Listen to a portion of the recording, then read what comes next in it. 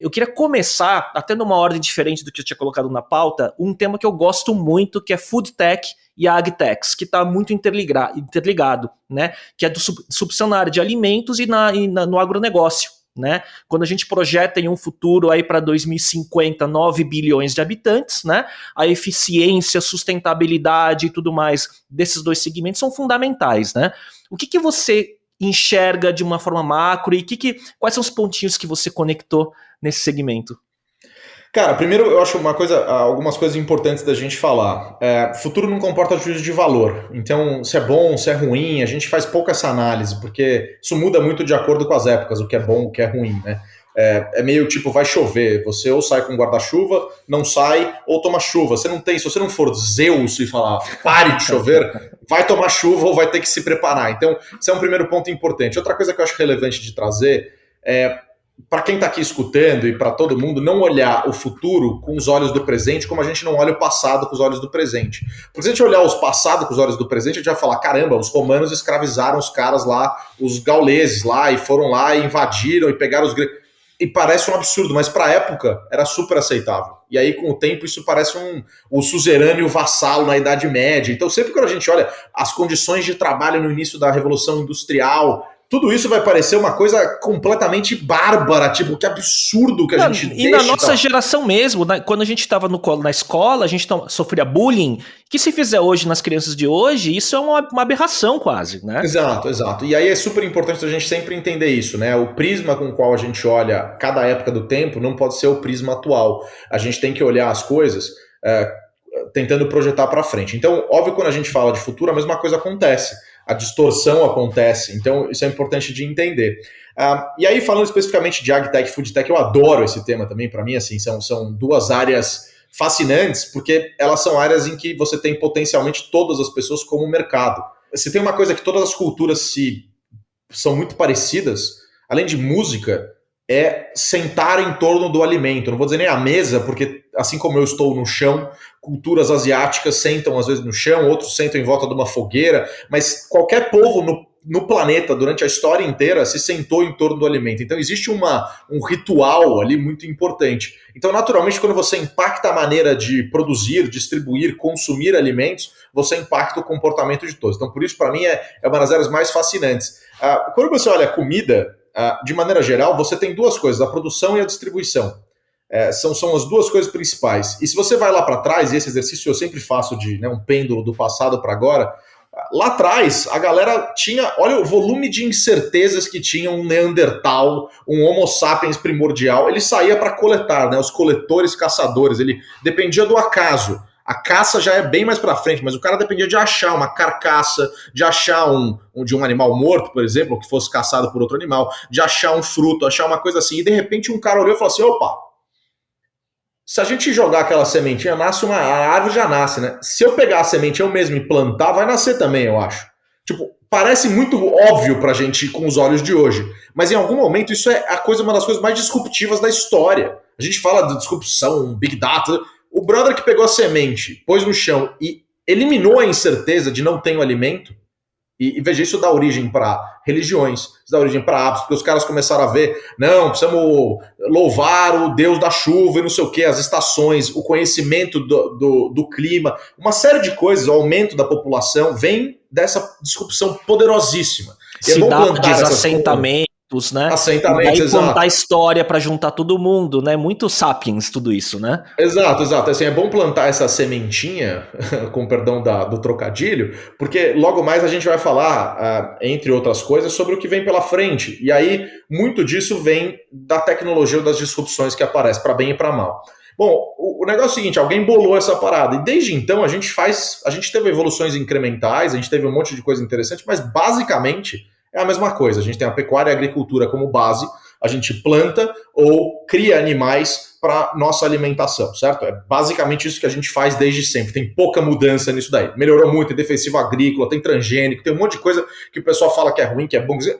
Tem um monte de coisa, mas elas são evoluções em cima desse negócio. Agora, olhando para frente, a gente tem um paradigma de que a gente consegue agora mexer na parte mais, vamos dizer, sintetizar o alimento. E isso muda o jogo, porque você não precisa mais do campo. E aí, se você pensar, né, você falou dos não óbvios, eu adoro essa ideia de não óbvios, porque você fazer a carne impressa, que é a Mosa Meat, a Memphis Meat, Upscale, sei lá, os nomes que importam, a de frango lá de Israel, que eu esqueci o nome agora, e outras inúmeras, só para quem está acompanhando, a gente às vezes não está acompanhando isso, essas empresas fazem as chamadas clean meats, ou seja, as carnes limpas, vamos dizer assim, que são, não é o plant-based, que vocês já devem ter visto, a Fazenda do Futuro, Beyond ou Meat. a Beyond Meat, que faz carnes de vegetais, mas que eles colocam a hemoglobina ou elementos da hemoglobina a partir de vegetais também, então ela dá o sabor muito parecido com o da proteína animal de verdade. Esse não, esses são feitos a partir de células, pegam 10 células e produzem em tese 50 mil toneladas de carne de verdade, sem nenhum dano para o animal, né? Porque se você pensar bem, 10 células é uma gota de sangue, tem sobra, né? Então, o resumo é, esses caras produzem esses negócios, já existe. Custava $330 mil uma almôndega, coisa de 3, 4 anos.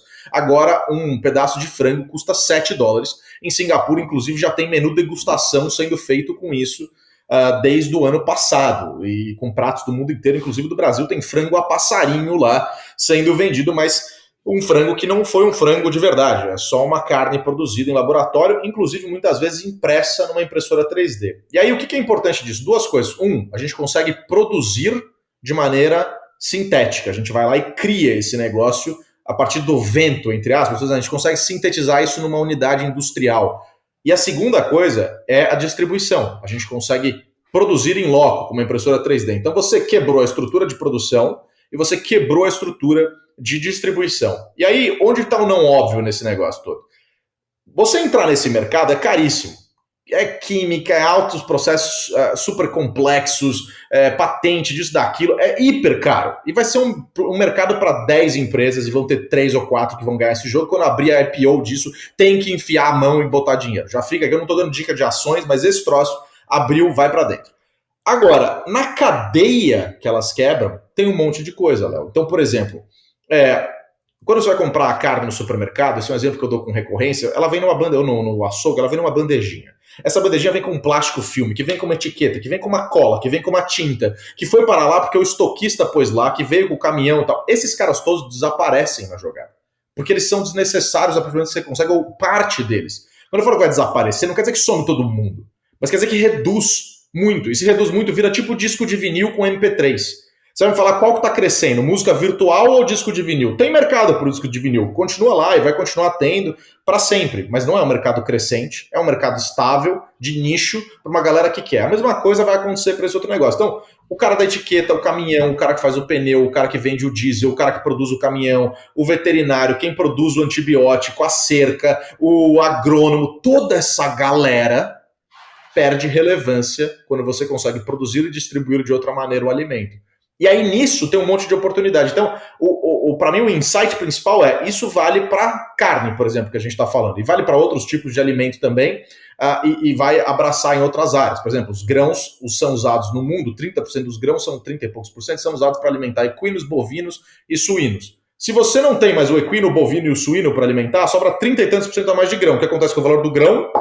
Desaba, o que significa no final do dia que a economia do Brasil, por exemplo, sofre muito com isso, porque tudo que o principal produto de exportação são esses.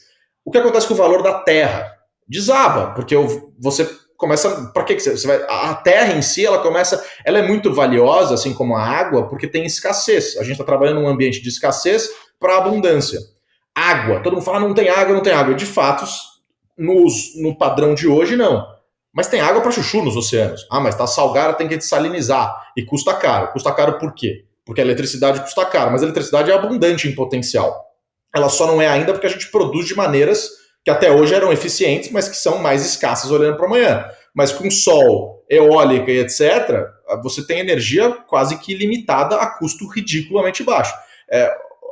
Se você pegar o estatista, o pessoal que acompanha aí, o World in Data, tem um monte desses sites, são maravilhosos. O custo de energia solar fez isso, é um gráfico, de verdade, não é que ele é inclinadinho, ele é assim, tipo, é quase um risco para baixo, e a eficiência é ao contrário. Então você tem um X dizendo o seguinte, cara, tá ficando muito mais barato, muito mais eficiente, muito mais acessível. E aí, para fechar o amarrado todo, você tem eletricidade abundante, com água abundante. Com terra desnecessária. grão. O valor da terra despenca. O que acontece com o valor do alimento no final do dia? Também cai. As pessoas têm acesso a alimentos de maior qualidade. Ah, mas eu não vou comer a carne que é impressa, que é feita em laboratório. Filé mignon, R$2, colchão duro, R$18. O incentivo financeiro já está lá. Então não adianta você, assim, às vezes o pessoal fala, tá? Eu falo, galera, pensa no afegão médio, na massa populacional. O preço é o principal direcionador. Ninguém fica escolhendo lá a tabela nutricional. Isso acontece nos bairros altamente ricos dos países. Orgânicos, eu vou comprar a banana orgânica.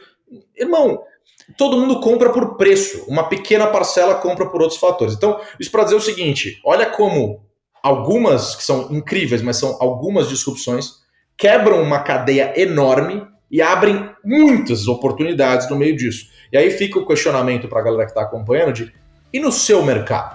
Onde é que estão esses grandes disruptores, porque são eventos, não é uma coisa que acontece toda hora, e quais são os não óbvios que decorrem deles? As oportunidades estão lá, e tem um monte delas, basta a gente conseguir analisar.